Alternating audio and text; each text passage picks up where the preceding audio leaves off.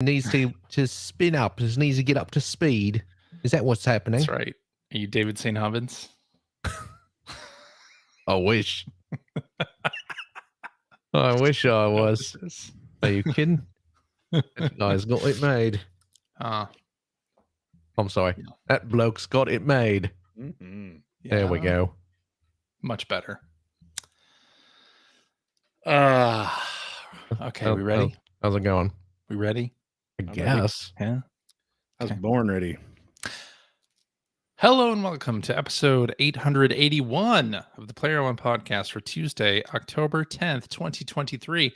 I'm your host, Chris Johnston, and with me as always from Canada is Mr. Turkey Day, Mr. Happy Thanksgiving, Mr. Greg Seward. Happy Thanksgiving, sir. Hello. Thank you. Happy Is it Canadian Thanksgiving to you as already? well. Yes. It is. Well. It's that time again. I was going to say, I've said in the past that the whole idea is that, you want to get the crops in, so we celebrate the harvest early because it's colder up here, but that doesn't feel like it's the case anymore. So All right. the global warming hoax has moved everything back.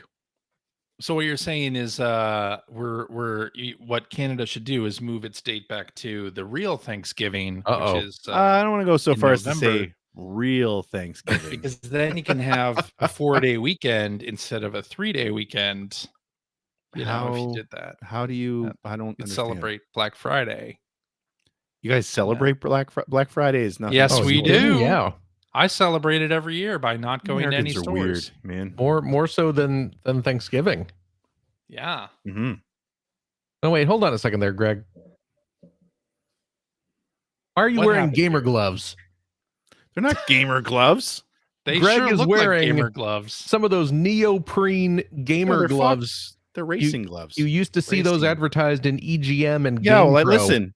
How was I supposed to set my high score on Airbusters without a gaming glove? Now or I'm going to DJ say Boy. the gaming gloves back then didn't have fingers in them. Wait, what? When you got the gaming gloves, they didn't have fingers in them. No, that's because These you have put your fingers in them. Yeah, That's how that works. No. They were So fingerless gloves? Is that what They you're were saying? fingerless gloves. Yeah, like Michael Jackson. Michael Jackson didn't wear fingerless gloves, by the way. He had that. His were sparkly shiny. rhinestone Did you guys glove. have sparkly glove? Did you guys have sparkly gloves when you were kids? No, Michael I did Jackson not. gloves? Really? No. Man, everybody I knew had one. Only one glove? Well, yeah, he only wore one glove. Why would you Oh, have well, two that's true. when MJ only had one? Come on. I don't know. I did not. I've never thought See, this deeply about this. This is why Thanksgiving happens in Canada before What the do I- US. Who do I look like? Corey Feldman? I didn't go around dressed like Michael Jackson. Corey Feldman would do I that. get it. Yeah, I remember. Yeah. Yeah. Well, joining me from the great state of Washington, Mr. Phil Theobald. How's it going? Good. How are you? I'm fine. You know what? Back in the day, instead of the one sparkly glove, I would get a business suit with like big old broad shoulders. I would. Yeah. I would. Yeah. I thought you were going to say talking you wore heads like thing. a conical hat like Devo. Oh no! Like one of their Oh. energy helmets. Yeah. No, I've been tempted to buy Devo. a Devo helmet, but I have yet to take the plunge. Maybe one I day. see. Well, Phil, Now, I mean, speaking you of are dressing you are up, do you have- notoriously reluctant to buy That is true. obscure popular culture. That is items. very true. So, speaking of dressing up, it is October and Halloween is approaching. It is. You guys got your costumes all planned out? You know, Yeah, I'm wearing it. What's that? yeah, I'm wearing it. You're wearing your Yeah. costume right now? Yeah, I'm going You're as going broke as hockey yourself? dad. No. You're going as what? Broke hockey dad. Oh, Broke That is- hockey dad. I heard something different. that is not what I heard. Gross. I'm curious, CJ, if you heard if you misheard the same thing that I misheard. What did you think Greg was going as? Well, I thought maybe he misspoke. I heard Brokaki dad. I didn't separate. What did you think the- that That's meant? different. What did That's you think different. that meant? I didn't separate the words. I thought But maybe it was some kind of bukake. What? Jesus. No, that Uh, you guys is are disgusting. different than what I Different. misheard, but What did you hear? not necessarily unrelated. I Remember when heard this Bill was a family Cosby show? dad. Bill God. Cosby dad. Yeah. You should go as Bukkake dad. No, I should not. Oh, okay. You guys are disgusting. Wait, you're the one who said it. That is not at all what I said. Hey, you know what? That's just how we heard it. It's the holiday season. Yeah. Hey, first of all, CJ, my costume, Yeah. and this is a true story, Yeah. is off being tailored as we speak. Well, really? You're going as Okay. Ghostbuster, are you not? Tailored. Didn't you get all the stuff this year for that? I got because I have it's sitting right here. I have you can actually see it if you're looking at the video. You can see a bit of the proton wand right there. I got my Hasbro Pulse proton pack, my 1/1 scale HasLab proton pack, and then I paid some fellow in the UK who To has turn an it into a Etsy real shop. unlicensed nuclear accelerator. Yes, Nice. I got the jumpsuit. I got The question is, can he fill up his bag of candy before his testicles shrink to nothing? What? Well, you're wearing an unlicensed nuclear accelerator on your back. Oh, I see. I thought that was some sort of. It was a radiation joke. It was a radiation joke. I thought maybe it was some reference to the movie that I didn't understand. That is something that Bukkake Dad would say. See, this is how our costumes kind of go Yeah, this is how hand it's in all. hand. Yeah. Yeah. Yeah. You're seeing how the sausage is made, folks. Welcome to our Yikes. production meeting. So I got my backpack. I got a jumpsuit with a little custom name patch, Yeah. and I got the belt with all the little accoutrements. I got I got a screen accurate radio. Oh wow. When they they have the showed radios that on their to us. belt. Yeah. He's looking at me, Ray. He's talking, Venkman's Yeah. talking into the radio. I got I think The he can hear same- you, Ray. the same model radio that they used in the film. And but yeah, the jumpsuit was refreshing. It was a little big on me, a little baggy, Okay. which That's weird. it's not something I encounter much I was these gonna days. say. Yeah. I'm right there with you. So I took it I think in. there's something wrong with these clothes. I took it in and it's getting tailored Oh, very nice. to me. So it will fit like a glove. And I took it in. Like You know, one I've glove? never. What's that? Just one glove though. Just like a gamer glove. Like one of these. Yeah. Yeah, it's made out of neoprene Yeah. and some elastic. Skin tight. Yeah. Well, is there any other way? Leaves Mm-mm. nothing to the imagination. Not as far as I'm concerned. That's right. So I took it into a tailor, Uh-huh. and it's a nice tailor. It's a they do like wedding dresses. Take it into the men's warehouse. Wedding dresses. So I hope somewhere your Ghostbusters jumpsuit is surrounded by beautiful wedding dresses. I on when I stands. walked into the shop, there was very much a and this is not anything regarding the staff of the shop, because they were all very nice, very professional. But boy, if you ever want to see a dude out of his element, me That's why people tune into the show every week. well, exactly. Me with Yeah. my stupid Ghostbuster jumpsuit in this hoity-toity tailor shop. Mhm. And I called them beforehand and explained what was going to happen, because I didn't want to show up and they, Look at give me you a like sneer, and they're just like, what are you doing, you idiot? Get out of here. Call your wife to come get you. Yeah. So, but no, they were very, very nice, very professional. And they said, yeah, sure, bring That's it in. good. We'll see what we can do. So The lady was like, "We've done weirder shit than this." that's what I Probably. as I'm standing up on the box and she's pinning the thing, She's where I measuring feel the like inseam. I'm getting ready for my wedding day, and she's, Mhm. sticking pins through the thing. And I asked, I was like, do you guys ever, you get a lot of stuff like this, or is it mostly just like nice dresses? And she's it's mostly nice dresses. Yeah. But, it's around Halloween, so every now and again we get You something creepy weird. little weirdo. Yeah. Hmm. And then I said, can you check the inseam again? And then they asked me to leave. Yeah. Greg liked that Don't one. say stuff like that after taking a mouthful of a drink. Hey, speaking of drinks, I got another novelty beverage. Jesus Oh Christ. no! I thought we were done with this. Not at all. We dreamed we were done with this. I My have God. right here. You see what this is? This is a bottle Fanta. of Fanta? Fanta? Question It's mark. actually Fanta? And it's well, if you see the hashtag, Oh, I it may don't. not. It's what No. the Fanta? Wow. oh wow! It is and you can tell it's Halloween themed because it looks black. I think it's actually purple, but it looks black. It does look black. And it's got it's got a little bat flying against the full moon. It's got a There's little spider hanging on the bottom. Yeah. spider web. Yeah. So this is Spooky. thematically I hope it's black licorice flavor. Halloweeny. I do not know. Are you a fan of black licorice? Me? No. Yeah, My I- aunt who lives upstairs she loves it. Oh, really? yeah. Yeah, I don't know what's wrong with her. The only old. form of black licorice that I can tolerate is Good and Plenty. I I can't can't even do that. I You can't can't really- even put it in candy and make it. I love good Good and now. Plenty, but anything else, no, No. thank you. No. Mike in the chat wants to know if this bottle glows.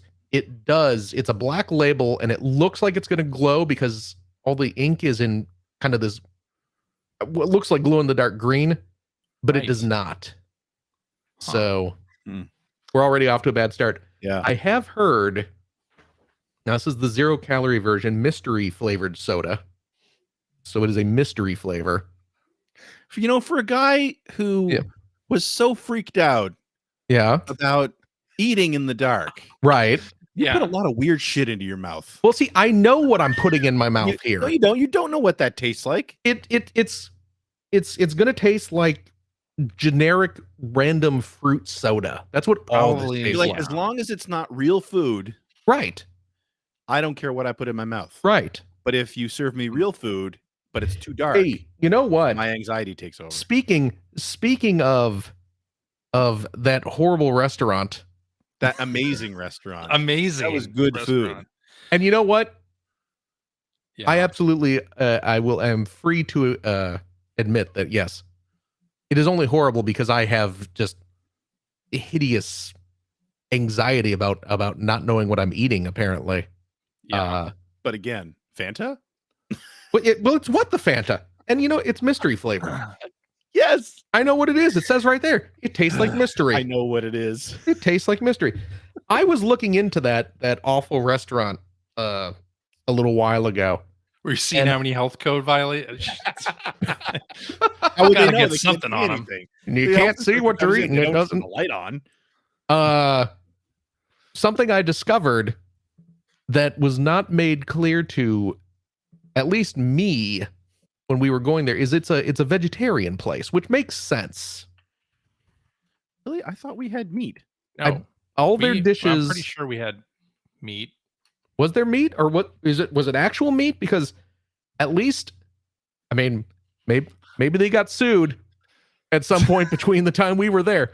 At least currently, it is vegetarian, if not completely vegan. Oh, okay. But I'd go see, back. That's one of those things I I'll was go concerned about because Oh, I I'm would just like, definitely go back. if I go there, is what am I putting like a chicken heart in my mouth? That's a thing people eat. No, but they weren't gonna do anything weird like that. They How set do that up I know front. that? There was nothing weird. By the way, the restaurant we're talking about is called Blackout It's called Blackout. Yeah. in Las Vegas, and Yes. yes, It's right by the you Rio. literally eat in pitch black. Yes. Yeah. They tell you what you're eating. No, they don't. Yeah, they did. No, they didn't. Okay, well, they That's said the it whole I don't like gimmick. think that. they They- did. They didn't say what we But were either eating. way, Yeah, it was you don't know really what- neat. You don't know what the menu is until after the meal is over and they take you out back into the lobby Right. and then they show you, here's what you actually ate. Yeah. If I knew what it was I was going to be eating, I wouldn't have had the anxiety that I had. I think that's the whole point of it. Well, no, then it is absolutely is the whole That was point of the it. Yes. Experience. And for a normal person, that is exciting and desirable. yeah, Yes. but not for Phil. Not for Phil. Unless it's in a bottle Anxiety-ridden, labeled mystery. terrifying. Yeah. Yeah. Now, here to add an extra Do you also- dimension to this. Do you also drink the like the gimmick Jones sodas? No, the Gimmick stuff- Jones. I went to school with Gimmick Jones. He was great. You too? Yeah. I wonder if it was the same guy. You mean the stuff that's like, this soda tastes like mashed potatoes? Correct. Yeah. No, That's what I'm no, saying. God. I do not. Yeah, I This- don't partake in that either. What the Fanta's gonna taste like some random fake fruit. Or And candy it's gonna corn. be okay or it's gonna be terrible. I have heard See, I and have this is the heard- thing. You've already done research. You already know what it should taste like. before I you did take a I sip. did not look into what flavor it is. Okay. Okay. I You don't heard know. on the street. A But rumor. the scuttlebutt around town is that this will dye your tongue black or purple. What does it do to Let's find out. Yeah. other Rip- We'll be things? calling Check- the doctor in the morning. Check back in tomorrow to see if I Hulk out. If you follow me. That's what'll happen. Yeah. Yeah. Because if this has enough dye to turn my tongue color, It could. it has enough have dye to turn who knows what else, whatever shade. Let's see. That's right. Mm. Mm-mm-mm-mm-mm. Just gonna take a swig of my normal Coke Zero here while we do this. Ah. Does it taste like aspartame?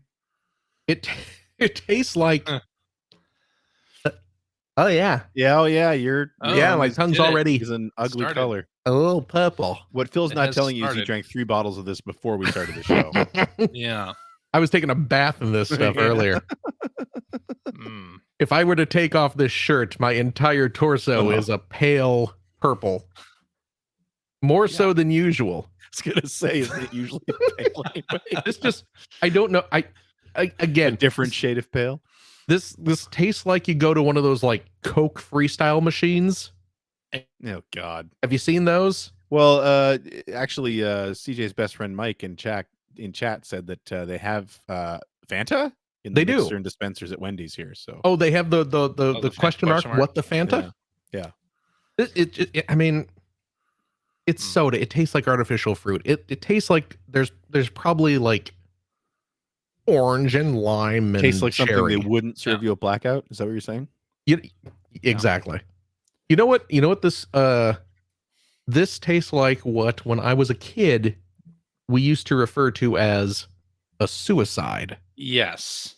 CJ's familiar with Oh, the when you just I'm mix suicide. familiar everything. with this. Yes, it's just We yeah, just mix call that everything. swamp water or something. yeah, when you go to No. when you go to Swamp like water? 7-Eleven. Yeah, that's what we called it. Really? Mhm. I don't know if that's better or worse than suicide, which is not a great Yeah. name for a novelty Slightly beverage. But, problematic in 2023. I mean, it was always kind of slightly problematic. But Problematic in 1993 too. what did we what did we know? It was 1984. I used to do that at the Burger King all the time. The Burger King was one of the only restaurants at the time that had the self-service drink station. And Okay. yes, I would find a which sodas paired well together. Ah, and yes. mixed, and then just continue to do that every time we visited that location. Yeah. It tastes to me like mostly grape, which I guess reflects its Yeah, that would be dark the right purple color for coloring. it. So Yeah. it's probably grape with because we orange or all something. know the flavor of soda has everything to do with the color of soda. Oh, absolutely. Uh, Well, we all it's know not that natural color. the taste of grape anything has anything to do with actual Right. what grapes taste like, Grapes. except yeah. for Crystal Pepsi. which does taste like crystal meth. Yeah. So it tastes like a variant of grape soda. And you know what? I like grape soda. Now turn the So- lights out and drink it. Are you kidding? No. Kind of nightmare are you trying to put me through? No, what happens is you find out the answer to what the Fanta if you turn on black lights and then stick your tongue out. Oh. Yeah. It is purple. A little purple. Okay. Anyway. All right. Well, that's our show for this week. Thanks for tuning in. Now that we're done with that, Thank should we God talk that's about over. some video game news? I Did guess. you see the trailer for the Animal Crossing Lego sets? Yeah, where you just No, saw a what's bunch of up with minifigures this? and nothing else. Couple of minifigures and Yes. not much else. Yes, I did see that. But it's very exciting. Very exciting. It's a real thing. It's happening. spring 2024 apparently. So I hope that I hope that they release like smaller sets. Like I'm sure there'll be some expensive ones. Actually, you know what? Now that I'm saying that, maybe I'm not sure that there'll be expensive ones. But I hope if they do release there will expensive definitely be ones- an expensive one. Yeah, I hope that there are some smaller sets. Because I know both my girls would love Animal Crossing Lego. They're both really big Animal Crossing Greg? fans, and but I don't want to spend $200 each on it. So Greg? Yeah. Can I give you my theory as a longtime avid Lego consumer? Uh-huh. There will be probably half a dozen sets in this line. There will be 2 sets that retail for probably $20 and $25. There will be 2 or 3 sets that retail for probably between $40 and $60. Those will be the ones that my girls will probably want. And there will Or be those will be the ones one they'll set the town hall. that will probably be the town hall, Yeah. and that one will retail for about $70 or $80. And Even that will that's be not the too bad. only way to get, let's say, Isabel. KK Slider. Hmm. Because they You know always what? put- PK Slider. You know what? what's that? As long as you can get Isabel, I'm good. I'm The guessing secret- Isabel will The be in a secret best character of Yeah. Animal Crossing, Isabel. I'm guessing Isabel will be in a couple of the sets, including one of the smaller, cheaper ones. Yeah, I hope so. KK Slider will be a mail away that you have to have bought. Yeah. Kind of nonsense. The others. Every Lego set doesn't will do come with mail away one sets, piece of CJ. KK Come on. Slider, and then you'll have to. one piece. You'll get his Yeah. leg with this piece. Yeah. A Build-A-Figure. Yeah. build Yeah. figure. But yeah, Lego always stick one desirable minifigure away in the expensive set Oh yeah. to for force sure. people to Yeah, buy sure. the expensive set. Of course. Yeah. How do you think they'll handle the villagers? Because or like not the Well, I mean, they showed a villagers, bunch of them in that player, trailer. The player character. Oh. They Um, might not. Are you gonna be able to make your player character out of Maybe don't they know. won't do a player character. Probably not. Lego bricks? No? And what would be neat is if they at some point release like a minifigure pack with just a selection of different legs and torsos and Oh, that'd be cool. heads that you could mix and match. Hmm. Which is, they could do that. I don't know if they will. Have they ever done like anything like that before? I mean, they certainly do release sets that are primarily meant as minifigures. Like you can go and buy. They do this a lot with Star Wars. You can go buy a set that is, you get 4 different stormtrooper figures, and there's a little simplistic vehicle in there just to kind of like, oh no, it's a real set, but you're really just buying it for the stormtroopers. Mm-hmm. So they could do something with that, but who knows? Okay, but hey, Although it's neat. I like because they were showing off some of the villager heads. There's like a cat head and a rabbit head, and they can repaint those. Yeah. Until the end of time. Because I mean, there are very specific characters in Animal Crossing. Oh yeah. I mean, absolutely. there's some very desirable characters, so I'm sure that those will end up in the sets as well. Yeah. There's plenty they can do with it if they plenty they can do. So get ready to spend your money on Shell it out. Looking forward to it. All right. Well, let's talk about A Boy and His Blob, because the retro collection of all 2 Boy and His Blob titles is coming to consoles October 17th. I said in the pre-show chat with CJ, because that was the article that he linked was talking about bringing the NES and Game Boy hits to modern consoles, and I said the word hits is doing a lot of heavy lifting there, a lot of kind of pretend lifting. Yeah, but collection I think is actually the word that although I mean it's collecting 2 games, but you're also getting the Japanese versions of those games, so that means 4 total. I really do want to see what the differences are. I like how they slapped the difference will be the title screen. Yeah, I think the title screen. I like how they had to slap the word retro in that game title because everyone's going to be wondering, well, why didn't you just include the remake that Way Forward did, which was awesome. which It was so which was good. really good and really cute and seems like an obvious addition Yeah. to a Or Boy what and His about the Blob collection. wasn't there an Yeah. unreleased Majesco game that you Oh, remember the that game, the when they were DS. it was awful. gonna Yeah. bring it back? Yeah, the Ooh. DS. Wait, did that game. come out? Did that come No, out? It but never it's- came I out think, now. I think there's a prototype that's playable. That would be cool to have on this. I No, it mean, if wouldn't. Digital Eclipse was doing it, Yeah. that game would be on here. If Digital Awesome. Eclipse was doing it, there'd be like hours worth of interviews and Yeah. every I'd like beta to- version. Crane on there. I'd be interested in hearing that stuff. Yeah, Me too, because actually, I think, I mean, I actually like the NES version, Boy and His Blob. yeah, I'm not Yeah. going to sit here and say it's amazing. It's not, right. but it's very creative.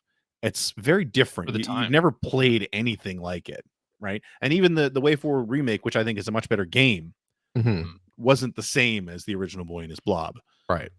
It was very, thematically it was similar, but it wasn't the same. So I would love to see David Crane sit in front of a camera and talk about the creation of it, because I did a video review of that game a few years back, and even when you do a little bit of research, it's fun to see things like the ketchup jelly bean and how that came to be was basically Nintendo going back to them and saying, like, it's really easy to get the blob stuck in places. You got to put something together. And I think it was such a late change that it isn't even included in the manual. Oh, really? Like little things like that. It'd be cool to hear the stories behind those moments. Yeah. So anyway, yeah. I don't know. I like, if it's really cheap, great. I'm not a huge fan of this series in general. I do like what It's Limited Run is $10. doing. Yeah, there you go. Digital, it's $10. That's more than fair.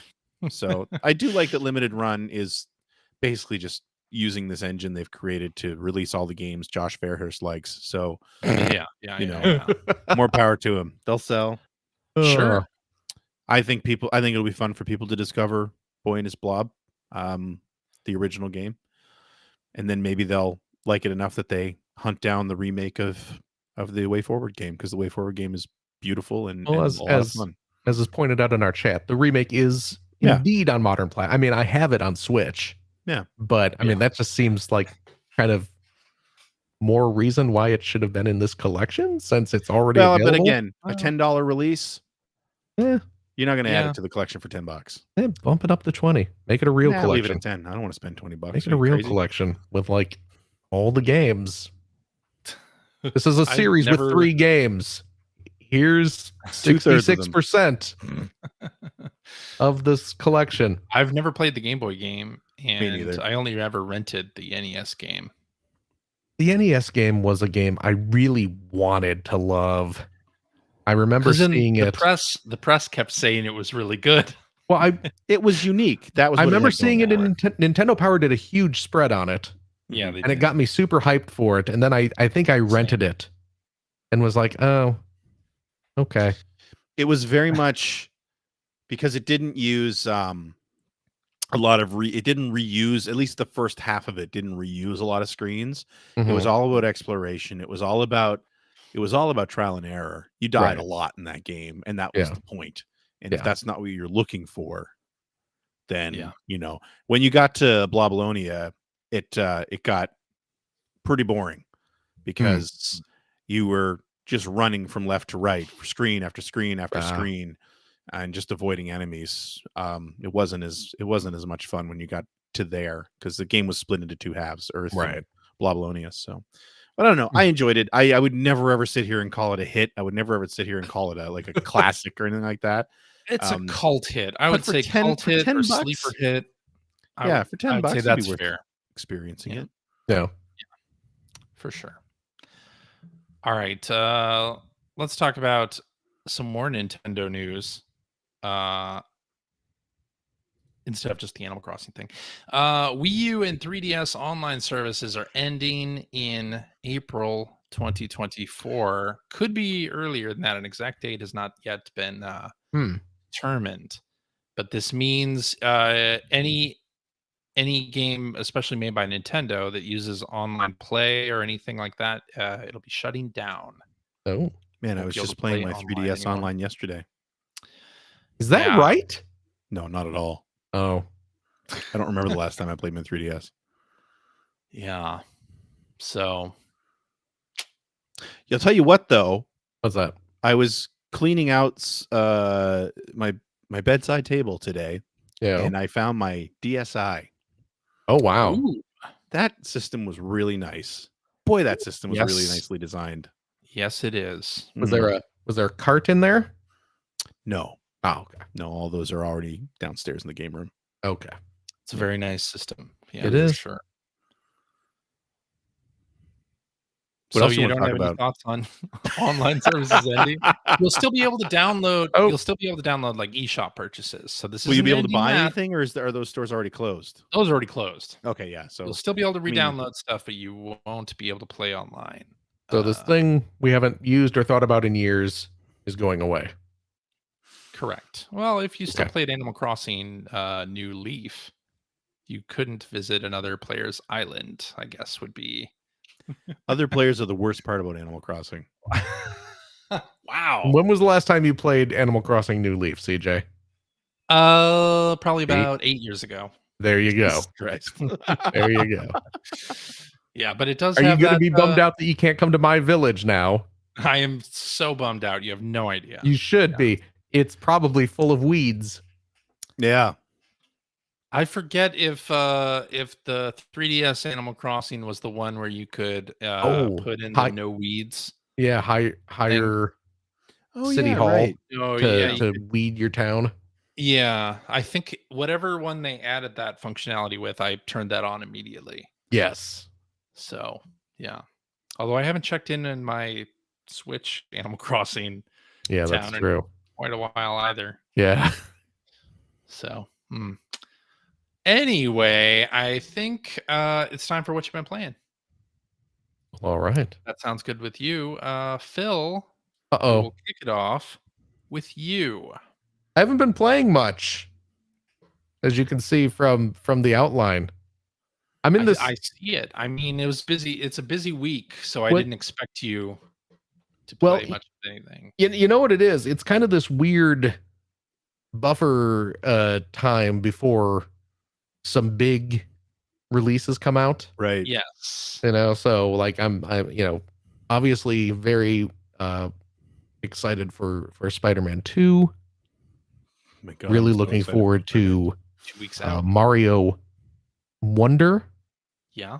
So yeah, I've been kind of just not playing a whole lot of games that are very involved, just because I'm going to be very involved in the next few weeks. But yes, I've been playing like that Logic Art Grimoire on the Steam, the Picross game, which I'm still enjoying quite. I mean, it's a Jupiter Picross game, so Yeah. it's I good. really need to get that. You should. I You keep should definitely forgetting pick Are that you up. logging any feedback? Are you participating in the early access festivities and offering your suggestions? I paid them money. I don't. Yeah. They don't mean, get free consultation. Is that what The you're saying? thing you are describing sounds like a job. Yeah. That sounds like play testing. That sounds like work. Is that not what when an early access game? I don't know. I gave them money. Okay.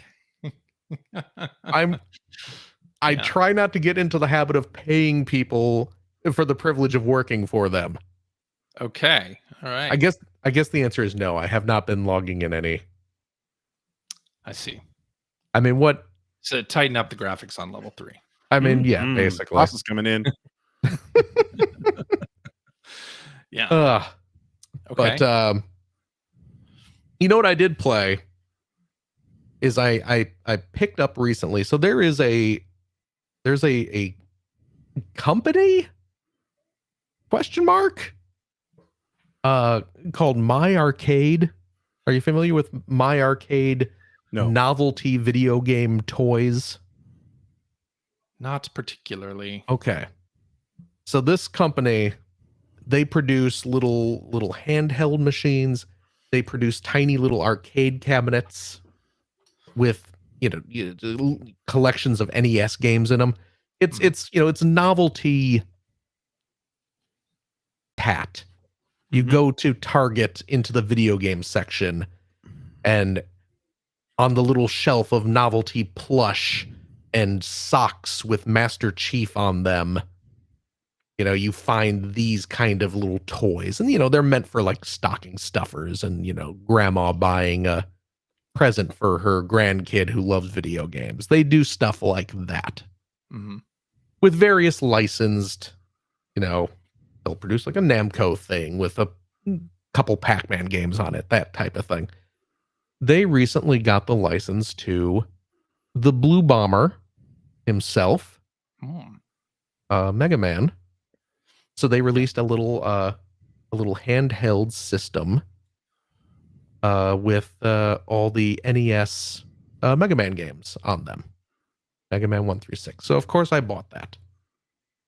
And I played through Mega Man 2 on it because it's my favorite game of all time. Mega Man 2. So I got to play through it again on a different format. And I was shocked. Was it as exciting as ever? Well, you know, yes, it's Mega Man 2. It's great. Well, what I was shocked by was that it was actually a fairly decent little machine. Okay. It's not great. Really? It's not perfect, you know. The one thing I noticed is that it like as you're scrolling, it kind of stutters a little bit.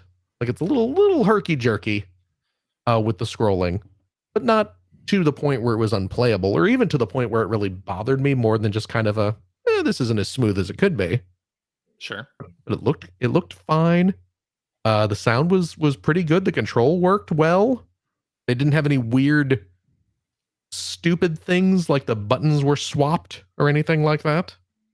I mean, I was able to play through Mega Man 2 with like no hassles or anything. So I was delighted. I was very pleased with that. So excellent. Do you have the Game & Watch Super Mario and Legend of Zelda things that Nintendo did a few years back? Like the original? No, no, not the original ones. The tiny little handheld ones. The tiny handheld ones that had the NES versions of Zelda and Mario. Oh, the ones. Oh, okay. That they released like 2 or 3 years ago. Yes, I do have those. Yeah, I absolutely do have those. I like those and would want Nintendo to do more of them. I know they were cute, right? They're very cute. They're actually. Although I only just recently picked up the Zelda one when it dropped in price to like $25. I think they overproduced those. They might have, because the Mario one was fairly difficult to get a hold of. And I think that was. I think they overcorrected with the Zelda one. Yeah. But yeah, those are on display in my little Nintendo game Nice. case back there with all my other Game & Watch stuff. Very nice. But you know what? And my initial confusion with what you were talking about was years ago, and I'm talking like, I don't know, 15, 20 years ago at this point, Nintendo re-released tiny little, they looked like tiny little keychain sized Game Boy systems. Oh, right. That had the LCD Game & Watch, and they re-released the Mario Game & Watch and the Zelda Game & Watch as little keychain novelties. And I have those as well. Oh, okay. So so you're all set. I'm all in on Game & Watch modern releases, or modern-ish. Excellent. I also here, you know what? I was so taken by that Mega Man what is the official name? I wrote it down here. And how many games does this have on it? It's the My Arcade Mega Man Pocket Player. Mega Man 2. It has Mega Man 1 through 6. Oh, okay. Wow. It's got all the NES. How much is this thing? Is it it was $125.99. No, it was $25, I want to say. Okay. I got it on Amazon. It was like $25 maybe. That's not bad. Okay. No, My Arcade Mega Man. Yeah. Oh, no, I lied. It was 40. Okay, that might be a little pricey. Well, maybe not for you. Maybe not for me. Fan. You didn't even look at the stone. price. You just immediately bought it. I saw Mega Man on the go. Finally, a way to play Mega Man. You saw blue, so you put down green, Mhm. Oh, that's good. You should write that down and your bank account went into the red. Ha! because I did only have $25 in my bank account. You too? Yeah, well, you know.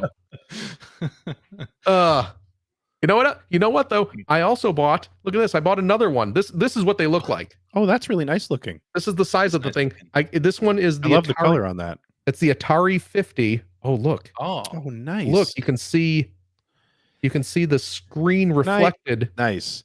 for Can my I say, soundboard.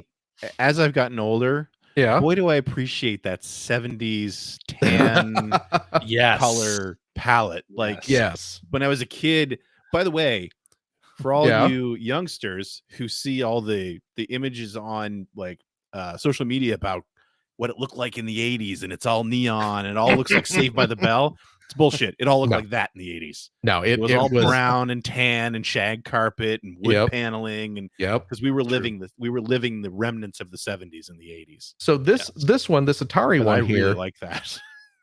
has Huh. has like it's, 3D 75 tic-tac-toe. old Atari games Cool. That's on cool. there. Let's see. I'll get. And how much is that one? It's probably another $40, but yeah, you can Another see it's $40. got. There's adventure. You can't really see it very well through my camera, but Okay. but it's got like like 75 old Atari games. That's and cool. weirdly enough, if you on the main menu, you can't see this. I don't know why I keep holding Yeah, it they up. keep the camera. holding it up though, which I think is great. Yeah. Well, it looks pretty, right? You can't tell It me does. this doesn't It look. really does. No, Yeah. I'm with you. That looks very nice. They also have what they refer to as bonus games, Oh, and the bonus games. Halo 2600. Mhm. Well, you know, it's bizarre. The bonus games are a random mishmash of just whatever company Whatever they had the license to. is behind this. Yeah. They're just throwing, because it's like a mishmash of NES games that are mostly forgotten. And so then like, definitely not Atari games. I mean, no, it's Eight Eyes, Bad Oh. Street Brawler, Dash Eight Galaxy, and Eyes. the Alien Asylum. So like random licensed games. You got like something called the Escape from Atlantis, which was an unlicensed NES game.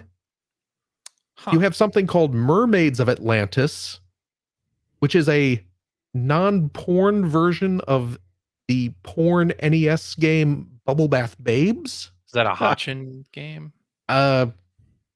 Possibly, yeah. It was one of those like obviously unlicensed type thing. Hmm. You have Motor City Patrol, which was an NES game that was originally released with a Matchbox Cars license, Mhm. Oh, but this has the Matchbox license stripped out of it. And then there are like Wild. homebrew stuff. There's a game called POW 2, which is just a ripoff of the iOS game Threes. You know that Okay. game, that puzzle game Yeah, Threes? yeah. Yeah, It's of just- course. What if there was an NES version of it and we called it POW 2 or POW squared? So it's a licensed handheld that has a bunch of unlicensed. It's really weird. on it. That's weird. I Huh. don't get it, Okay. but I have it. Hey, it still looks really Yeah. nice. But it looks neat, I really right? can't. Nice. Yeah, I can't overstate how much. How's I the love way build that looks. quality on that though? It's actually pretty sturdy. Is Yeah. it? Okay. It doesn't feel like I'm gonna snap it in half. It's actually a pretty Pretty good. decent build. And like I said, it's not incredible, but like the buttons seem sturdy enough for what is clearly a novelty toy, Right. you know. Right. Huh. I'll say this. If I had access to a time machine, what I would love to do is travel back to 1982 and show this to 7-year-old Phil, who was Yeah. obsessed with the Atari 2600, and just, look at this. Here's 75 Atari games that you can carry around in your pocket, and my mind would have been so blown by just this. And then I let myself like play with this for an hour and then say like, oh, and here's a switch, and just watch my brain short circuit. Yeah. Yeah. Because I would have been just, oh, I can play Haunted House in the car on a tiny screen. Amazing. Yeah. Huh. So, but yeah, this is what I've been playing. Is all this little goofy novelty crap while I wait for Spidey and Mario to show up. Ah. It's got, I don't even know if this got released. And it blows my mind that it's on here. For the 2600, there's a Roadrunner game. Wasn't it's a- that one of those prototypes that was like, That's what I thought, right? I think that is one of those like highly sought after prototypes. Yeah, I don't think this got an actual, because it's a port of the old Atari Roadrunner arcade game. Mm-hmm. But I don't think the 2600 version was ever released, but it's on here. Which, cool. I was gonna say, didn't that come out for ColecoVision or something? well, I know there was an NES version. Is there? Oh yeah, Was Tengen. that one of the Tengen? Oh, the Tengen. Tengen one did come out, did it? I It can't did. remember. It I see it absolutely- advertisements for it all the time from when I'm reading those old magazines. But So, and I'm really curious as to what this is doing on here. Did Warner Brothers get money for this? I can't imagine they did, I don't know. because it's a licensed thing. So, who knows, man? But if you want to play Sword Quest Earthworld, I got you Portably. covered. Yeah. who doesn't? Oh, okay. Video pinball. I loved video pinball. Me It's too, man. terrible, and I played so much video pinball. I'm playing it right now. Yeah. Look at this. Again, 7-year-old Phil would have his mind blown. One of his favorite 2600 games, right in the palm of my hands.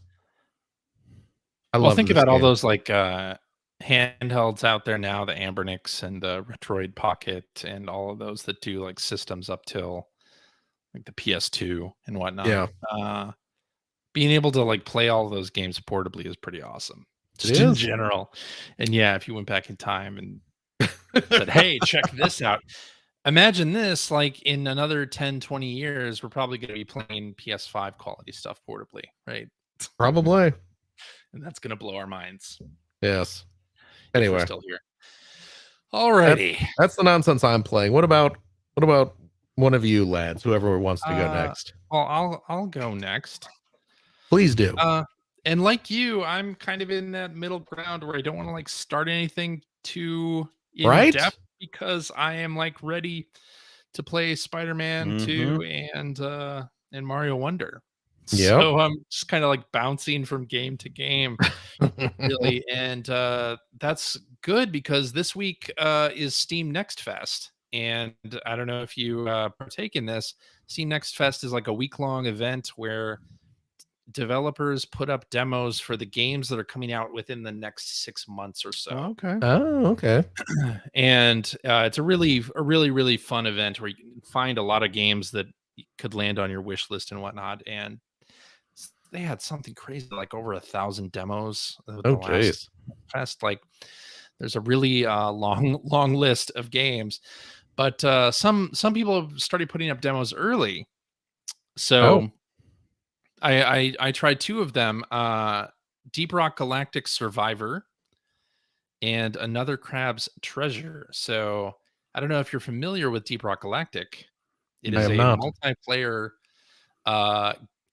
action game, like dwarven mining game, I think is the technical genre of it, where you and up to 3 other friends can take on missions, and usually it involves mining out particular things and then escaping to the surface. Well, they're making a Vampire Survivor like out of that.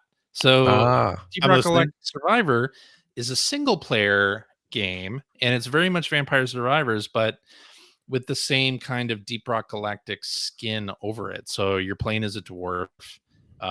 You're collecting resources just like in the regular game, and avoiding aliens.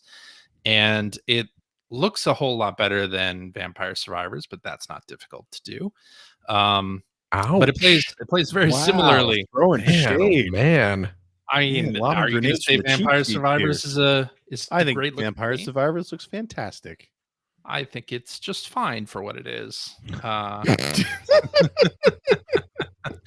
No, it CJ looks proposed fine. to his wife. Oh, Marry Wow. me would be just fine for what it is. She's like, yeah, you're not wrong. I It suppose worked. you're right. It worked, didn't it? I mean, you're no Deep Rock Galactic, but Mhm. That's what they call me. Okay. Wow. So Deep Galactic Survivor is Vampire Survivor like, and yeah, you kind of go around sort of auto shooting, and you level up your guns and your abilities. You know, very much like Vampire Survivors. Once you fill the bar up, it gives you a choice of 4 things. You choose one of those things and continue to roll on through the waves. And it is short play, much like Vampire Survivors is. So not too long of a time commitment. But yeah, they Mhm. have a demo out now, so it's pretty cool. And if you like Vampire Survivors and have any interest in games like that, I would recommend trying out Deep Rock Galactic Survivor. oh, And Deep Rock, I recommend Deep Rock Galactic just in general as a game. It's really fun. And they also announced a roguelite version of Deep Rock Galactic that's coming out like in 2024 sometime. But anyway, Deep we'll Rock move on. Galactic, Deep Rock Galactic. It's on PS Plus Planetary, and Game Pass. Planetary, Deep Rock Digital. Galactic. Yeah, that's right. That's right. Like that song. Deep Rock Galactic, Planetary, Deep Rock Galactic. There it is. That's right. Say that 10 times fast. Another All right. Really say dimension. it two Another times. dimension. Can't Another even say it dimension. one time fast. Another Crab's Treasure. Okay, so this is a game Uh-huh. by Aggro Crab. I think they initially posted it as like an April Fool's joke thing, but this is the developer of Going Under. I don't know if you remember that game, which is like a roguelike game. But remember this that. one Don't. is a Souls-like game where you are lost a me. crab, and a Okay. hermit crab. So you are collecting different shells to put on your back, and that serves as armor. And some of them have varying abilities, but it's a sort of cute looking, cartoony Souls-like game. And I know when you hear that, you may tune out. Maybe you I already did a minute have, ago when you said Souls like. but they have assist features that like lengthen the parrying window, like will slow down. And what game was this recently that did this? There was another one recently that did this where you could turn things on to like slow down. Oh, you know what? Yes, I remember this in a recent game, but I couldn't tell you what it was. But I Hmm. know exactly what Oh. game you're talking about. Final Fantasy 16, I think is what I'm talking Oh, about. yeah, that's right. And the assist features here are quite similar to that, where it'll like slow everything down if you're about to get hit, and it increases the parry window and does you can like increase the damage that you do, you can decrease the damage that your foes do. Like you can really kind of set it to what your comfort level is with play or your play style. That's cool. And it's just a really cute looking game. And the things that you collect are, you know those you collect these bread ties. And you know when you buy like a loaf of bread at the store, a little plastic tie that goes on the end of it. Mhm. Anyway, The those are little clip. the clip, yeah, you're collecting. Yeah, it's not really those. a tie. That's one of the collectibles Oh, in the okay. game because you're cleaning up pollution is the whole thing. I see. Yeah. And as a hermit crab, you can get things like a soda can to be your shell. And it's just very cute and fun and has a good sense of humor. And all those assist features make it something that I might actually play. Hmm. So there's a demo out on Steam now. I would highly recommend it. Another Crab's Treasure is the name of it. And CJ? I really liked their previous game, Going Under, which was the business startup simulator, where it was a dungeon roguelike game with very cartoony graphics. I think, Phil, you played it and you were turned off by the graphic style of it. Which one was this? Going Under. Oh my God. I'd see. You did play it and you were turned off by the graphic style. Let me see here. Going Under. Yeah. Oh, yeah. No, I didn't like that. No, you didn't. But this is a different graphic style. Okay. Another Crab's Treasure. I think it looks much better. Let me tell you this real quick, In the CJ. comments. Yes, tell me, please. I'm going to introduce you to a fellow, a sadly deceased fellow. He died on December 10th, 1975. I am honored to have spent nearly a year living in the same world Okay. as Floyd G. Paxton, inventor of that little bread clip. Okay. There you go. Nice. Here's what happens when we don't listen to CJ and just go to Wikipedia instead. Yeah. Bread clip. A manufacturer of ball bearings during World War II and later inventor of the bread clip, a notched plastic tab used for sealing bags of bread. Yep. Worldwide. Indeed. Yeah. Yeah. So there you go. But yeah, I've been also bouncing around in Game Pass. I played a little bit of that game Cocoon, which is from one of the founders of I love that movie. the studio that did Inside and what was the other game they did? I remember Inside. Remember Inside? Yep. Anyway, from one of the founders of that studio. So this is sort of an action puzzle game. What? You remember? And then I Inside? just love that. I just love. Yeah, I remember it. I just love that. That's how we're going to describe the studio. You know, that studio that did Inside. Yeah, that one. In that other game. Inside. And they made other things. And they made other things. Play Dead is the name of it. Oh my goodness. Limbo is their other game. Limbo. And Inside. That's pretty big. Yeah. Oh yeah. Yeah. So one of those designers moved and started his own dev company and has released Cocoon, and it's like a top-down action puzzle game. There's no like dialogue or narrative to it. It's all sort of environmental storytelling, and apparently this is only like a 4 or 5 hour long game. Perfect. So perfect for the old folks like us. Mm-hmm. But it's a lot of like it's sort of a puzzleception game. Like you'll uncover like a bead of something and you bring it over. I should just not describe it, but you should play it anyway. It's a puzzleception game. I said bees. Yes. No, beads. Beads? Beats. Okay. Like Shroot Farms? Yeah. No, that's beans. Galactica. So I've been bouncing around between that Cocoon and also I tried out the Lamplighters League, which it's more like a tactics game that I'm not really a tactics person, so that's not really my scene. Man. But it seems okay. It seems all right. It's on Game Pass. So. Okay. But yeah, The price was right. That's all I've been doing. Yeah. You know, I just checked with all this talk about Cocoon. Not available on streaming. Only Cocoon: The Return. Oh gosh. But you know what I was checking? Why would you want that one? How old Wilford Brimley was in that movie? I am 3 years away from being as old as Wilford Brimley in Cocoon. Yeah. Yep. And you know, it's infuriating. Look, I'm not. I am certainly not as svelte as I was 20 years ago, but I don't look like Wilford Brimley. No, at all. I mean, the big bushy mustache didn't help. I mean, it's very true. Yeah, but that's like when you see Sam. Oh shoot, I was gonna say Sam Neill, but that's not right. Who's the actor that's known for the really big bushy? Sam Elliott. Sam Elliott. Yes. When you see Sam Elliott without his mustache for the first time, he like actually de-ages by 20 years. He looks like he's 14. Yeah. Seabake. If Seabake grew a big bushy mustache, he would look like he's about 87 years old.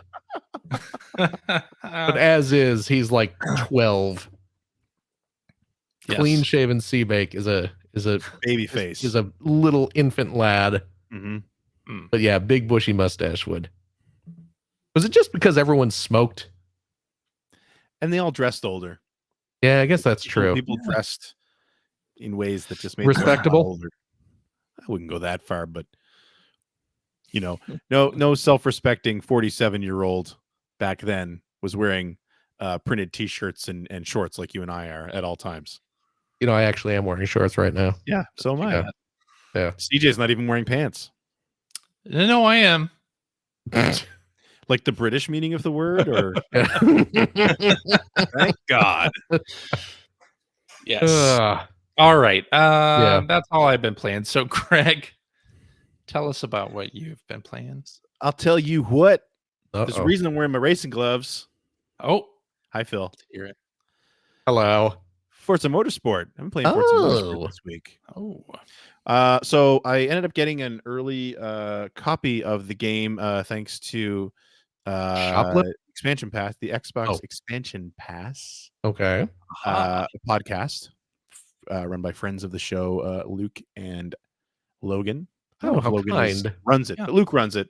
Logan's Right. on it, but Yes. it was just Logan and I talking about it today. And so I've been playing it all week, so I think I'm okay to talk about it on this show. I'm gonna anyway. Who can stop me? Yeah, so Forza Motorsport, excuse me, is the latest one, which I think is the 8th game, maybe the 7th game. I don't know anymore. But it's been, I think, like 6 years since the last one, and I'm not including the Horizon series. Horizon 5 came out more recently than the last Forza Motorsport game. But they're doing that whole thing with this where they're not putting a number in the sequel this time. It's just Forza Motorsport. And the whole idea is that they've rebuilt the platform is the thing. So I don't really know what that means, but I will say that this is probably the most sim-y Forza Motorsport I've played. The nice thing about Forza, especially Forza versus Gran Turismo, is in the last, I don't know, 10, 15 years, Gran Turismo has really leaned harder into the simulation side of things, whereas Forza has always remained much more accessible, I think, to more casual fans. And that's definitely the case with the latest one. But they've also started to lean into the sim side of it a little bit more. So it actually feels like something that if you were looking to try out a sim game, a sim racer for the first time, this might be a good entry point. It looks really pretty. I would say Gran Turismo 7 looks a little better, but this does look really nice. The lighting in this is fantastic, which I know is kind of like the thing in this generation of consoles anyway. In my opinion, is like the big graphical advancement in the current generation is lighting. That's and this game, all the tracks have like a day-night cycle that sometimes, so while you're racing, sometimes it will just become nighttime or the sun will rise, dynamic weather and that sort of thing. And if you're driving in cockpit view, and it gets dark, like the way the light dances off the interior of the car, how, I mean, you've all driven down like a dark road at night and how the streetlights really like light up the interior of your car as you go under them and that sort of thing. And you get a little bit of a reflection on the inside of your windshield and all that. Like it's really replicated well in the new Forza. So yeah, again, I think Let me ask you this, overall, Greg. yeah. Does it look as good as that first time when you go through the lighted tunnel in the original Ridge Racer game? No. Yeah, that's what Nothing I thought. ever will. Yeah. Because That that was 1993. that moment was magic, though. That Anyway. moment was magic. My God, Mhm. so good. I will say though that they've added like a very linear campaign mode this time around, and they've made some really odd choices that I'm not crazy about. And one of them is that, much like a lot of these other games, they start you in slower vehicles, and they want you to go through a very strict series of championships. But Yeah. they've really gone out of their way to make your progression go as slow as possible. So like you're in a championship, say it's 5 races long that you have to do. And every time you go to a new track, you have to do three. Well, you don't have to. You're pushed to do three laps of practice at each track every time you go to it. Hmm. You can skip it, but the only way to skip it is to go into practice, get out onto the track, like go through all the subscreens and everything, get onto the track, and then you can press start and you can say you want to skip practice. Hmm. So there's that. And then the races themselves are quite long. So when you add it all up, like it's not weird for one of these series to take like an hour and a half to 2 hours to finish. And it really locks you into these relatively slow cars. There are some really nice cars, really fast cars in the game, but when in campaign mode, the progression, they don't give you any options at all. And the other thing that they've decided to do is you level up the cars as you use them, and they lock upgrades behind those levels. So like again, if you're a casual player, you know your car gradually progresses and gradually gets faster, and you have to do that because as your car progresses, the cars around you progress as well that you're racing against. But if you're a more hardcore fan of the series that's been doing this for a while, you can't just go in and buy upgrades and upgrade your, which is such a big part of these games. And further to that, because everything's locked behind leveling the car, and this is something I've seen a lot of people complain about, and I wouldn't be surprised to hear Turn 10 come out and say they're going to change this. But like, say you have you start with like a Honda Civic and you level it up to like level 20. If you've decided that you would like to have another Civic that you want a different setup on or different upgrades on, if you buy another Civic, it starts at level 0. Hmm. So you've got to go through all of it again to upgrade it. Like it's very, very rigid. And I think the backlash for that is it's already pretty big anyway. It's going to be so big that I wouldn't be surprised to hear Turn 10 say that they're going to change it somehow. So like I played it a fair bit. It's a lot of fun. It feels really good. It feels different than Gran Turismo. It feels a little more arcadey. But I was getting a little bit irritated at the sort of the slow progression of the campaign mode. So then I jumped on to the online racing, and the game came to life.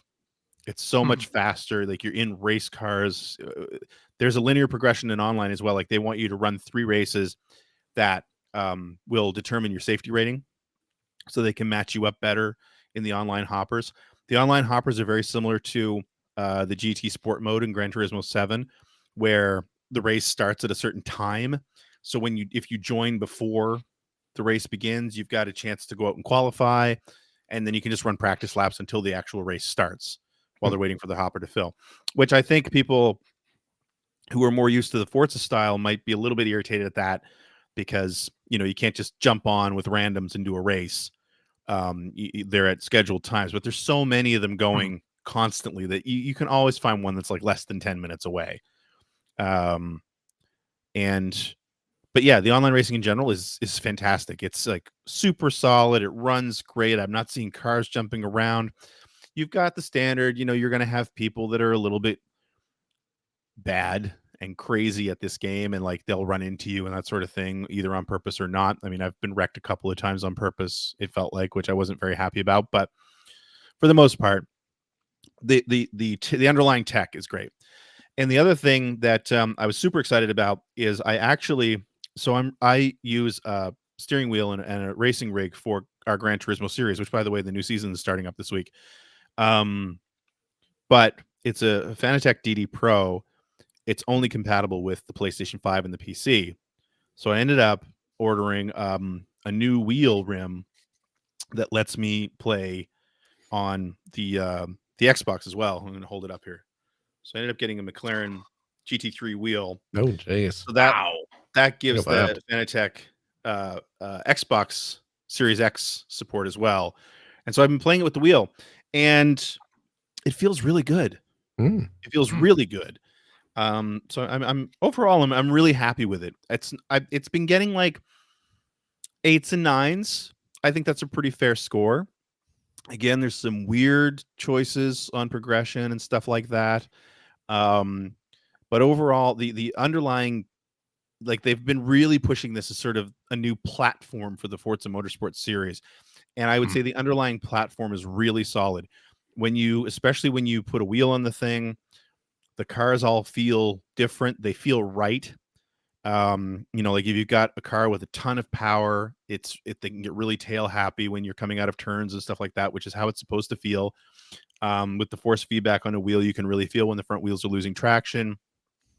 It's got all the great bells and whistles. Something that the Forza games have always been fantastic about that a lot of other racing games don't get right is they give you so many granular options for difficulty, where you don't just have like 3 difficulty levels and then you kind of have to adapt to that, and you get stuck in this situation where you're either way too fast or you're way too slow, and you have to mess with it. With Motorsport and a lot of the Forza games, they give you a lot of small elements that you can move sliders around to tailor the game more to your level. And when I was talking to Logan today, not to delve too much into the conversation we had on XEP, because you should go listen to it when it comes out, but he's not a real racing fan. He's not a sim racer at all. And the way he described it when we were talking about this is how when he started, he was okay with the AI drivers not being very good, right? Because he was more learning how to drive the tracks and how to control the cars. But what he described without really even realizing he was doing it is that as he got more confident, he was pushing these sliders up a little bit so that the races became less about driving the track and more about challenging himself to drive the track around traffic and other cars and that sort of thing. Even coming down to the fact that, like, when you start a race, you can set your grid order. Like, it usually sets you at, I think, 12th place out of like 24 cars. And if you want to start further back and challenge yourself, you can. And if you can win in those conditions, you get a lot more credits and that sort of thing. So they've always been great about that. So yeah, I mean, all in all, I really like it. I still prefer Gran Turismo, but I've been a Gran Turismo fan since like 1997. And it's more what I'm looking for. It feels a little more simmy than Motorsport, but I think Motorsport is a really nice step in that direction. And I know where they're going to be adding new content. There's already like 2 or 3 tracks they're talking about adding. I think there'll be some changes to some of the underlying rule sets. I hope there are, but even if there aren't, it's still a really good game. So if you've been waiting for it, I would say look forward to it. They've done a really good job with it. And people can listen to more impressions from you and Logan on this week's XEP. Yes, please do. So we'll link to that in the show notes too. Thank you so much to both of them for having me on. It was a lot of fun. I've never been on their show before. So very cool. Yes, indeed. All right. Is that it? Yes, that's what I was saying this week. Yep. Well, I guess that means it's time for tweets. Tweedly diddly dee. A tweedly diddly dee. Tweet. A tweet. A tweet. Tweet. All righty. Let's do some socials. Oh. As we say. I mean, they're tweets, but this week we're getting quite a few from the Ask P1P channel on our Discord. So that's pretty excellent there. Let's do this one from hacker alias Conan, who says Super Mario Brothers Wonder has a demo made for kiosks at various stores, which seems like it is becoming less common. What are your favorite demo kiosk memories that sold you on a console or game? I remember what? Go ahead. Oh, I was going to say the big one that stands out to me is one that I know I've talked about it on the show before, and that is the Super Mario Brothers 3. Yes, just showing up in the Play Choice 10 machines, and for me, this I was out. I mean, this would have been what 90. Was Mario 3 91? I think it was 1990, wasn't it? Was it 90? 90 or 91? Yeah, one of those. Okay, so it would have been. This was it was a couple months. It was before 1990 the game. because Sonic was 91. Okay. So it was a couple months before the game was released. So it was a fairly substantial early chance to play this game, and I was at I was out with my mother, and we were up at the Fox Valley Mall in Aurora, Illinois, which was a relatively You ever- substantial. Do you ever think about all the times where we probably were shopping like right Oh. next to each other? Yeah, we probably were shoving went each to the other s- out of the way to get We to went that to the Play same Choice 10. malls. Yeah. We went to Absolutely. the same stores. Yeah. Had no idea No idea. that we would be stuck together For life. for life. You're like, who's that weird tall guy? Ah, Glasses. who's that little Weasley short kid? Get out of here, nerd. I hope I never work with him. Yeah. I'm a cool jock on the swim team. I'm never gonna hang out with a nerd like that. Mom, we gotta go home. I gotta shave my back. Wait, which one of us are you referring to there? Does it fit for both? I mean, for one, it was a hobby. For the other one, it was for athletics. Yeah. But I was up. We were up at the Fox Valley Mall at Children's Place, Child World. Child World. Yeah. That toys company had a couple different names depending on Yeah, what location, what but part of the the Fox country Valley you one were was in. Child World, yes. Yes. And the gimmick of this particular toy retailer was they were a standalone. They would have a big store usually outside of a mall, much like Toys R Us. And Fox Valley had a Toys R Us as well. There was a time back in the 80s. A beautiful time. Oh my gosh. Where a single paradise. mall could support two big box toy retailers. Right? Yeah. Wow. Because Fox Valley had a Toys R Us, and then you would just drive around the outer perimeter of the mall, and on the opposite side of the mall there was Child World. And Child World's gimmick was that all its locations had a facade designed to look like a castle. Yeah. Like it had the turrets with the little conical roofs on them. And they had we were up there shopping. And again, this mall was about 45 minutes from where we lived. So it was a special occasion when we went up to Fox Valley. And we were in there, and they had a Play Choice 10 machine near the entrance and exit. And my mom was buying something. I forget what it was she was buying, but she was paying for it. So I wandered over to the Play Choice 10 to see what they had on it. And holy crap! They had Super Mario Brothers 3. Yep. The game that I was more excited about than anything in the world, and it wasn't coming out for like 3 or 4 months. And they had it. I could play it. So, of course, I begged my mom for a quarter. She obliged because my mother is a wonderful, wonderful saint of a woman. And I played a little bit of Mario, and of course the new play mechanic in Mario 3 is Mario's ability to fly, which I did not know how to do and was only able to vaguely get up into the air and waggle my little raccoon tail to sort of flutter down. I couldn't get a grasp on the actual flying mechanic at the time, but I was blown away. Yes. We went home. I called up my buddy Jim. I said, Jim, Child World's got Mario 3 to play. And then like the next day he had convinced his mom to drive him all the way up there. They picked me up, and the two of us went up there and just played Mario 3 on a demo. Yeah. And then we figured out the flying mechanic, so we had a much better time with it. But it was magic. It was amazing. And you don't see that much anymore these days. That is correct. But that's my big memory. What about you, lads? I have the exact same memory, pretty much. I kind of figured you did. Not replace friend Jim with friend Chuck. And yes. we were at Child World. I forget why we were there. Waiting for some jerks to get off the Super Mario 3 demo. I know they were hogging the machine. some There were little these two nerd. short kids there. That's right.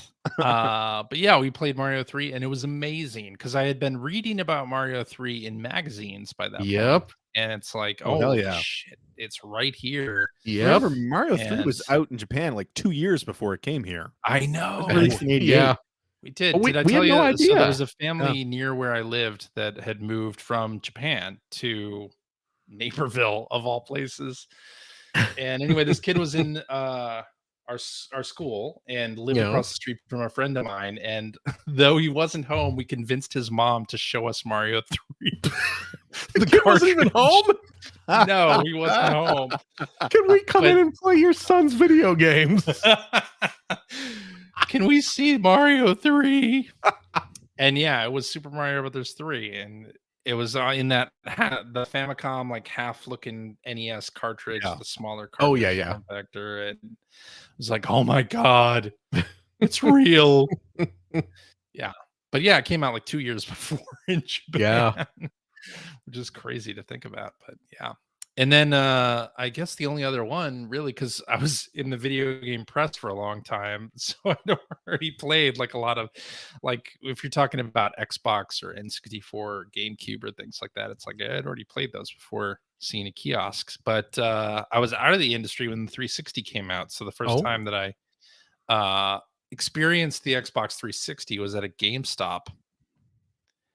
And they had a demo unit there that was running Cameo, Oh, yeah. God. the rare classic Cameo, and I played that a little bit, and also Call of Duty that was Oh, yes. that was on that demo disc, I think. But that's the only other experience other than that Mario 3 thing. Yeah. What about you, Greg? I don't have a lot of like really specific memories about demo kiosks. I'm not saying that we didn't have them around here, but I don't remember them being very prominent. Yeah. But what I do remember, I think the one that pops out is when the N64 was coming out. There was a Toys R Us in New Brunswick. I was working for a video game rental place at the time. I was manager of a store in Prince Edward Island. And these are all provinces, by the way. And then the owner of the store that I was managing was opening a new store in New Brunswick, in Moncton, New Brunswick. And it was around Christmas time. And he asked me to come. He was running the store himself. He hadn't hired anyone yet. And he asked me to come stay in the hotel he was staying in when he went home for a while and run the store for about a week until he came back.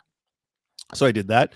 And I remember they had a Toys R Us in Moncton, and I remember going in and seeing Shadows of the Empire playable as a playable demo on a kiosk in there that was the first time I'd seen it. I played the N64 because we carried the imports in our stores. But of course, Shadows of the Empire wasn't an import. So it was the first time I played it, and it was amazing. I mean, it was the Hoth battle. It was like, Right. There's never seen anything like it before. This is so cool.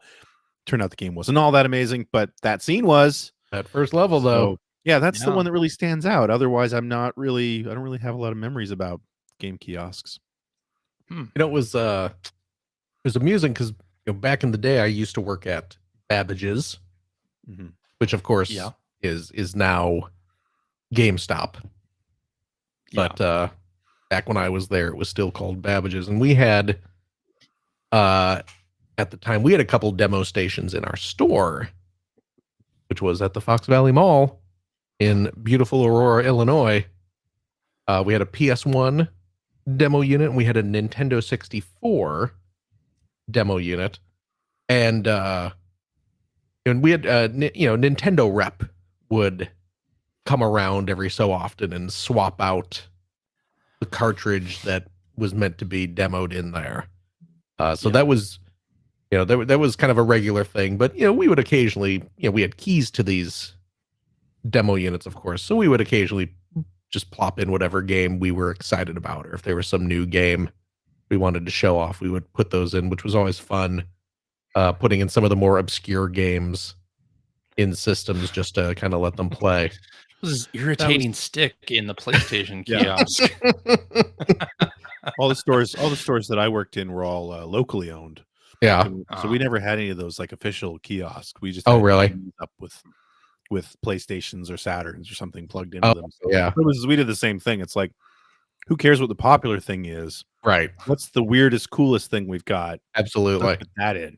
You bet I'm going to Yes. put in Parappa the Rapper Right. into the Yeah. PS1. Yeah. Does this show off the capabilities of the system? Maybe not, but Parappa the Rapper. It's going to be entertaining. One thing I noticed though, I was very amused on the day I figured this out, because I was working one day and I had the keys to the store, and I had on that key ring, I had the keys to the demo units. But one day I had gotten off work and I left the store, and it was in the afternoon or something like that. And I was like, I'm gonna go over to Toys R Us. I'm gonna go look at Toys R Us to see if there's any toys I want to buy. What's that? Nothing. Oh yeah. But I went over there and went into their video game section. I was looking at what games they had in stock. And this was And it was Mario 3. oh my god. But they had they had the same Nintendo 64 demo unit there. Showing off whatever Banjo-Kazooie or whatever they had in there at the time. And just out of curiosity, I busted out my keys. Oh god. And I was like, I wonder if this key, oh look at that, I just opened up their demo unit. So I had a free source of free games Yeah, for that's quite how some that works. time. Traveling around the regions, stealing demo carts. That's not true. I did not do that. But you could have. I guess I could have, but Yeah. even back then I had the moral fortitude to just go, well, I'm just going to close this and forget that this key exists. And then I went and bought some clearanced Kenner Aliens figures and went home. Perfect. All right. Hey, What? tying this back to the question, have you gone over to Target to look at this Mario Wonder demo? I haven't. No. I think I don't need to play a demo of Right. it. See, I'm in this. This is the same with me. Yeah. It's like I'm not going to go out of my way to go. If I'm at Target and it's before the Mario Wonder release date, I might go see. I'm already sold on the game. I don't need a demo of a part that I'm going to have to replay in a couple weeks anyway. So no, but it's funny to watch the YouTube videos of I played the demo and I have concerns. Like I'm very concerned about this Mario game after playing the demo at a Target kiosk. Yeah, I have concerns. For some reason, when I sit down to play this game, a bunch of kids keep walking by, kicking me in the back. What, do they expect me to stand while playing the game? There's some angry ladies with shopping carts trying to get by every time I sit down to play this game. I don't know what Nintendo was thinking. I have to use split Joy-Cons? What? Yeah. I'll be excited to just play it. Yeah, that's where I am. I don't need to play the demo. Yeah. All right, let's do this one from Hacker Alias, the real Dark Paul, who says, Do you dapper gentle fellows believe Nintendo will ever be competitive with their hardware again? I'm playing through Breath of the Wild finally, and I love it, but can't help feel like it'd be more impactful if the wonderful atmospheric world they had made had better technology. I think it's weird to ask if that it'll be. I think what they're asking is if they'll be competitive on a technical level. Right. Because boy, is the Switch ever competitive with the other two consoles? Well, sure. No, we're looking at stats. I don't think they ever will be. Again, I don't think they want to be. They don't have to be. Yeah. They don't have to be. Yeah. They're going to do their own thing. And I think, I forget where we were talking about this previously, if it was on another show or if it was, I don't know where it was. But I think ever since Sony came into the market and subsequently Microsoft, it really changed.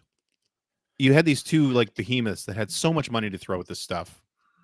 Not that Nintendo was a tiny company and they were always really flush with cash, but it was like a whole other level, right?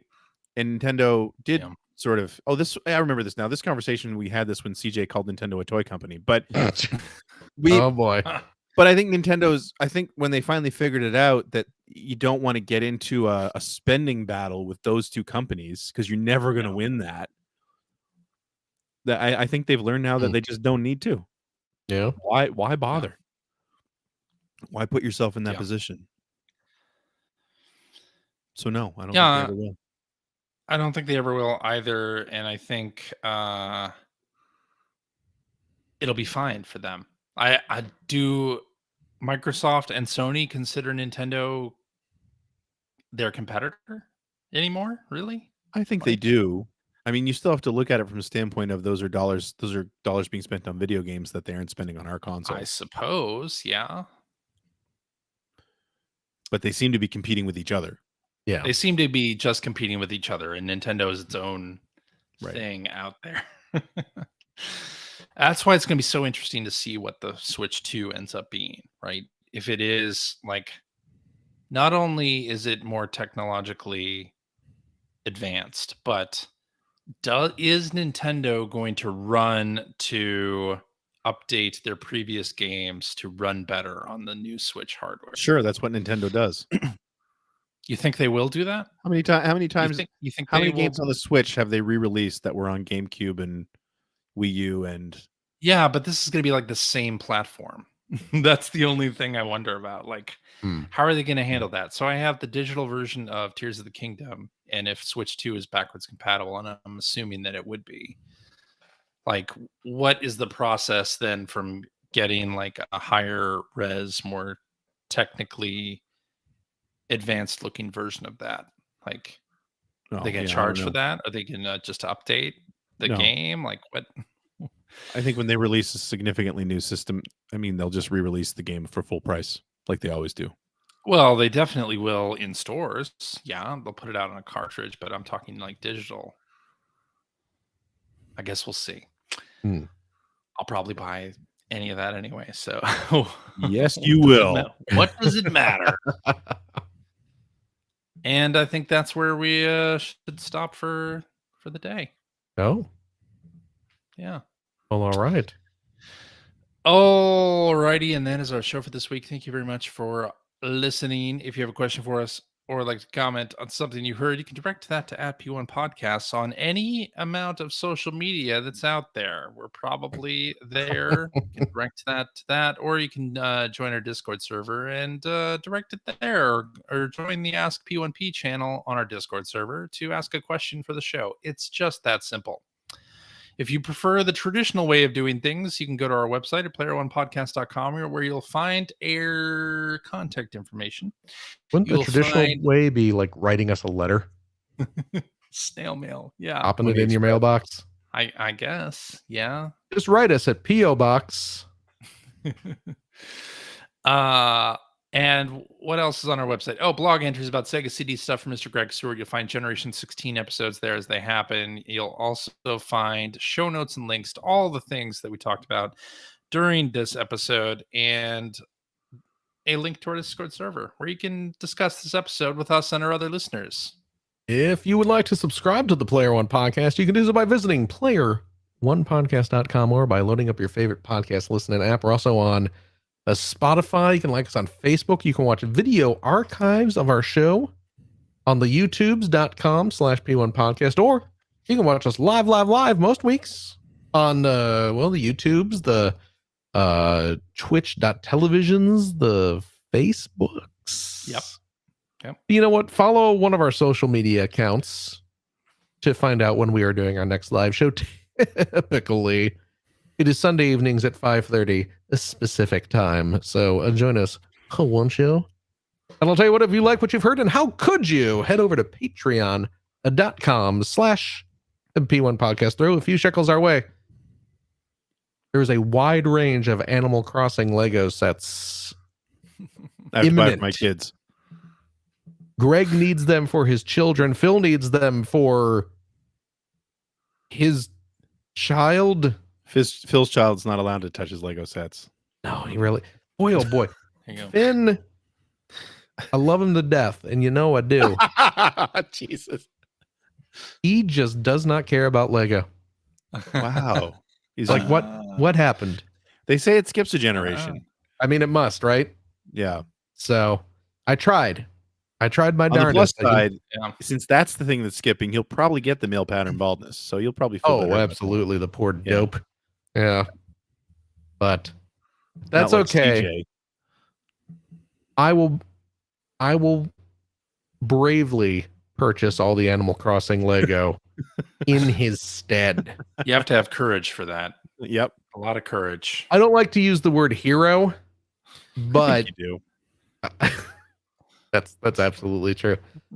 I will heroically stand up for capitalism and purchase these Lego sets. To be fair, we all know you're going to be sitting down while you purchase this Lego sets. Now, I might actually go to the store. Okay.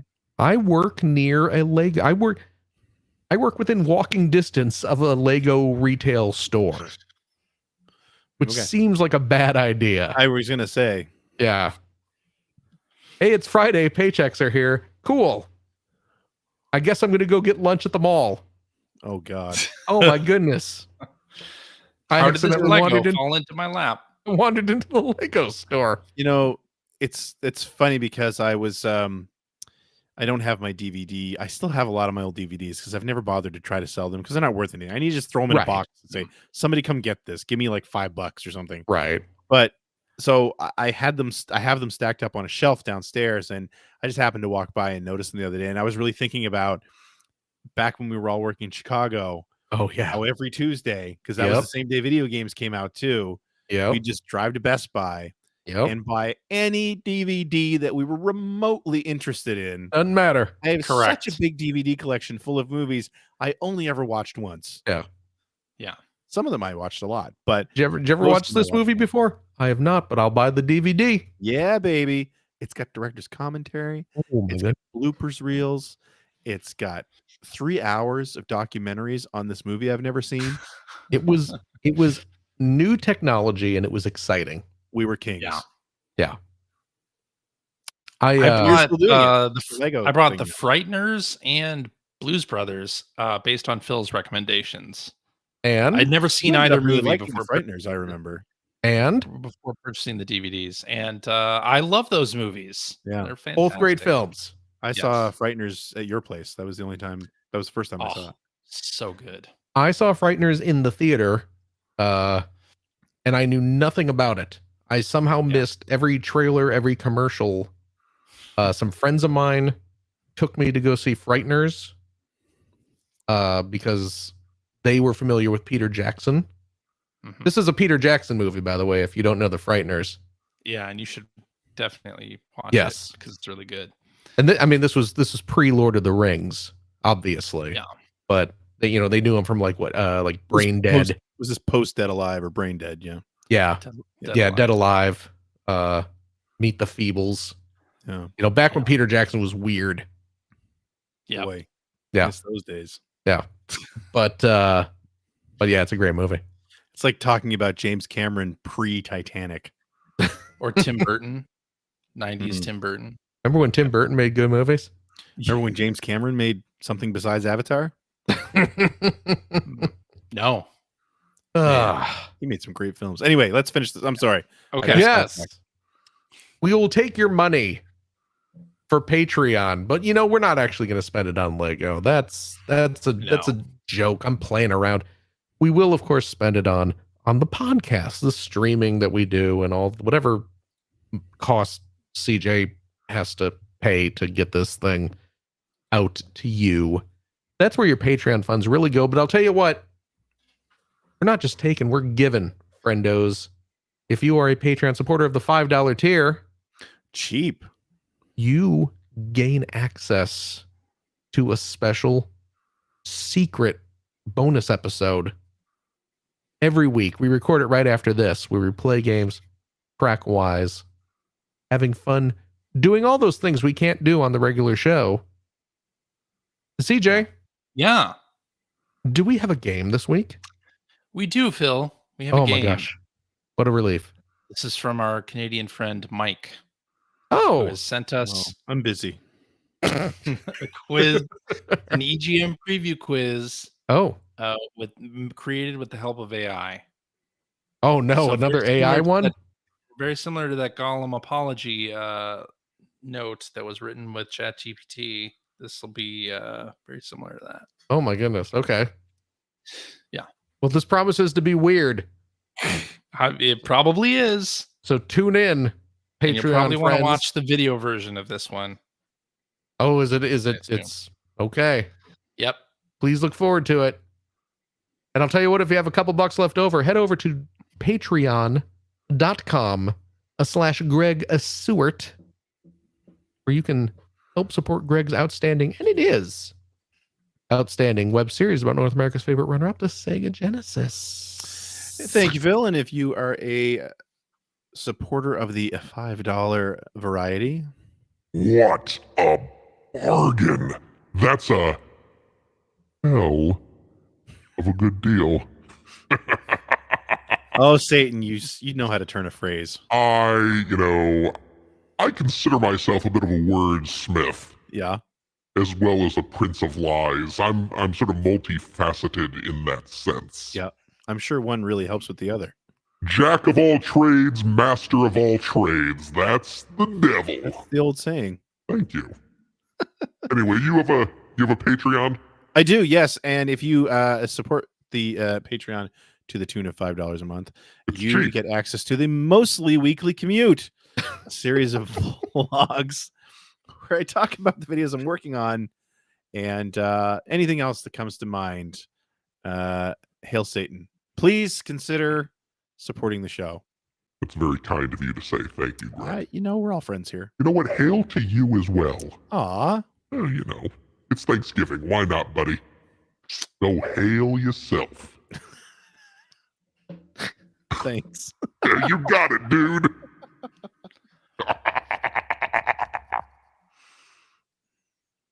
Is that it? I think that's it. That's it? CJ, I'm still blushing. Yeah. thank you. Thank you, Phil. Hey, you got it, buddy. Gregory. Yo. Thank you as well. Thank you, Philip. And as always, thank you, our wonderful, wonderful listeners, every single darn one of you. As always, take care of yourself, your loved one, your family, your friends. Do what you got to do to be safe. Be kind to yourself. Be kind to yourself and be kind to others. And we hope to see you next week. Bye-bye. Bye-bye. Fare thee well, travel.